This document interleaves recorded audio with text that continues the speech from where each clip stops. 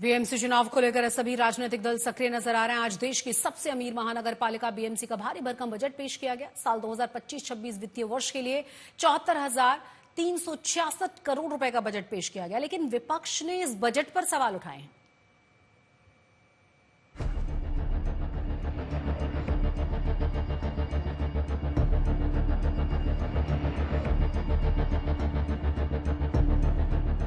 भारत की सबसे अमीर महानगर पालिका बीएमसी ने आज वित्तीय वर्ष 2025-26 के लिए अपना बजट पेश किया। इस बार बीएमसी का बजट 74,366 करोड़ रुपए है, जिसमें 43,162 करोड़ रुपए पूंजीगत खर्चे के रूप में रखे गए हैं, जो माया नगरी के विकास पर खर्च होना है। बीएमसी पीपीपी मॉडल के तहत लंदन आय की तर्ज पर मुंबई आय बनाने जा रही है।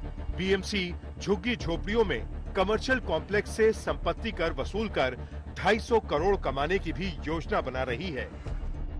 जो शहर में है और जो शहरी सुविधाओं का लाभ ले रहा है, whether it's a road, water, drainage, whatever that thing, mobility, तो उनका ये कर्तव्य बनता है कि उन्होंने कुछ न कुछ तो टैक्स देना पड़ेगा ना।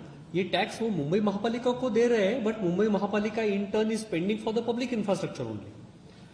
सो ये छोटा पान वाला है कि बड़ा 5 स्टार वाला है, ये सवाल नहीं है।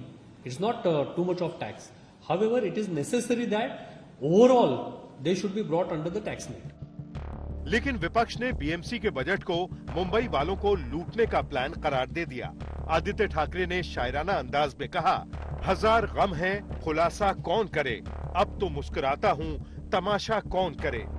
भाजपा की सरकार है जो झुग्गियों हो या छोटे दुकानदार हो, उन पे प्रॉपर्टी टैक्स लगा रही है। हर एक आम मुंबई कर पे सॉलिड वेस्ट मैनेजमेंट यानी जो कचरा है उसको कचरा फेंकने के लिए टैक्स लगा रही है, और यही टैक्स के पैसे से देवनार की जो जमीन है जिसपे 3,000 करोड़ का खर्चा होने वाला है अदानी के हाथों देने के लिए, वो इस्तेमाल करने वाले। तो ये अदानी टैक्स ने तो क्या है, और यही धारावी से जो 7,500 करोड़ बीएमसी को आने हैं वो तो लिए नहीं है।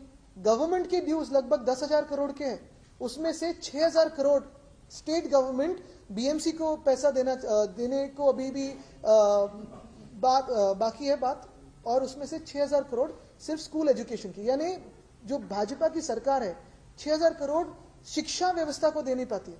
एक तरफ आप देखिए दिल्ली में आम आदमी पार्टी की शिक्षा व्यवस्था पे उन्होंने फोकस किया, लेकिन शायद यही भाजपा की सरकार है जिन्होंने स्कूल एजुकेशन के जो ड्यूज है अभी भी 6,000 करोड़ के बीएमसी को दिए नहीं है। बीएमसी का बजट लगभग आज 74,000 करोड़ 74,427 करोड़ का है, लेकिन उनकी इनकम 43 करोड़ दिखाई गई है। बीएमसी के अंदर जिस बात का हमको गर्व था कि 10 साल नगर सेवक होते हुए हमने 98,000 करोड़ के डिपॉजिट रखे थे, इस साल बीएमसी जो है इन डिपॉजिट्स को तोड़ने जा रही है। जब हम नगर सेवक थे और 5,000 करोड़ खर्चा करते करते हमको बहुत मेहनत करनी पड़ती थी, लेकिन आज बीएमसी कह रही है 2025 में कि हमारा कैपिटल एक्सपेंडिचर होने वाला है 44,000 करोड़, यानी 1,000% कैपिटल एक्सपेंडिचर बढ़ गया। ऐसा कौन सा खर्च ये कर रहे हैं?